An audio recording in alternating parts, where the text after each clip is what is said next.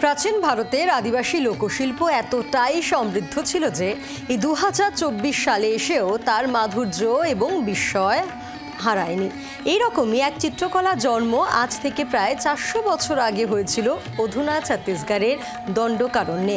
সেই শিল্পে এবার বাজিমাত করবে কোন পুজো, চলুন দেখে নিই।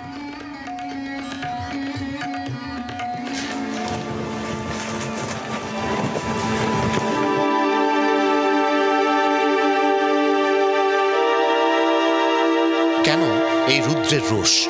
কেউ আসলে আসল কারণটা তলিয়ে ভাবেননি। কারণটা হচ্ছে আমরা চূড়ান্তভাবে ধ্বংস করে ফেলছি অরণ্য, এবং যার সরাসরি প্রভাব এসে পড়ছে বন্যপ্রাণে। বন্যপ্রাণ এমন এক প্রাকৃতিক ভারসাম্য, এই জীব বৈচিত্র্য এমন এক জীবচক্রের অপরিহার্য অঙ্গ, যে অঙ্গ নষ্ট হলে তার সরাসরি প্রভাব অথবা পরোক্ষ প্রভাব পড়তে বাধ্য আমাদের জীবনে।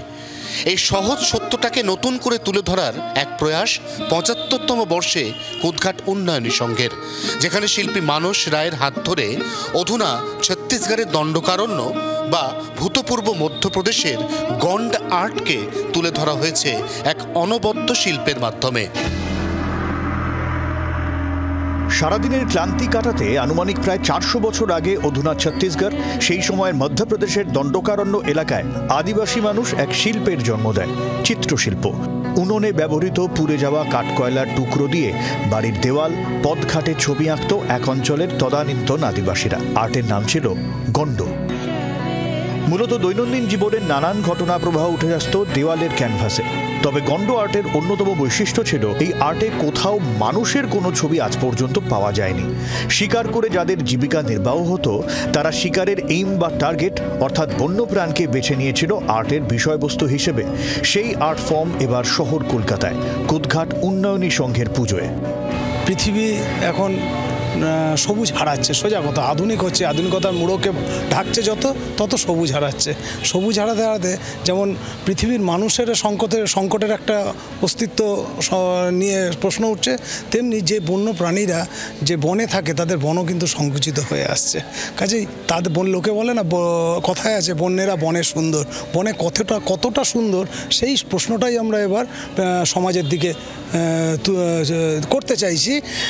একটি প্রাচীন শিল্পকলার মাধ্যমে, যার নাম গন্ড আর্ট, এটা মধ্যপ্রদেশের একটা প্রাচীন শিল্পকলা, সেটাকেই আমরা তুলে ধরবো সমগ্র মণ্ডপে।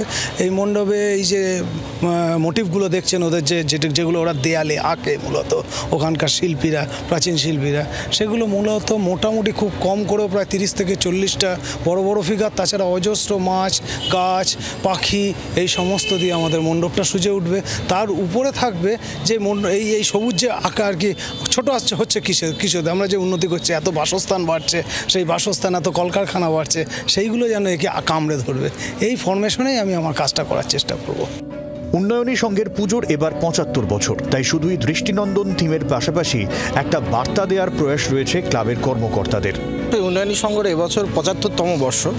তো এই 75তম বর্ষে শ্রী শিল্পী হাত ধরে আমরা একটা গন্ড আর্টের একটা মাধ্যম দিয়ে, যেটা মধ্যপ্রদেশে খুব প্রচলিত, সেখান দিয়ে এই পৃথিবীর যে ধ্বংসাবশেষ, ধরুন এই অত্যাধিক গরম, আবার অত্যাধিক বৃষ্টি, এবং পশু পাখিদের যেমন এই যে বন্যা আসলে সেই বন্যা পুরো ধুয়ে যাচ্ছে, পশু পাখিরা বন্যা জঙ্গল থেকে জলে এসে পড়ছে, এই যে ডিসব্যালেন্স সেটা আমরা কি করে নিজেদের ওপর নিজেরা কন্ট্রোল আনতে পারি, তার জন্য উন্নয়নী সঙ্গে এবছর প্রয়াস করছে গন্ড আর্টের মাধ্যমে। মধ্যপ্রদেশের যে গন্ড আর্ট, শিল্পী মানস রায়ের হাত ধরে ওইটাকে মানুষের কাছে তুলে ধরা।